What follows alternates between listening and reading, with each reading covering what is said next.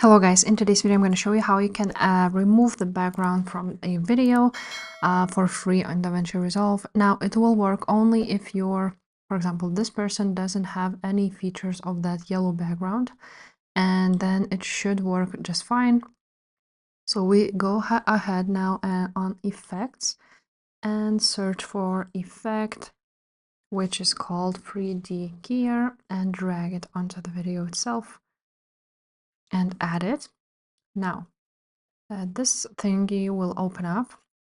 What you want to make sure is go on and be on this edit page and click on Open FX Overlay. So you want to be on this one, and then on effects you will choose this dropper and you will go ahead and drag it on the video just like so. Now, once you have it removed, it will look something like so. You want to go back to media pool and drag a background which you want to add, and you want to put it to the bottom of your video. And now it will look something like so.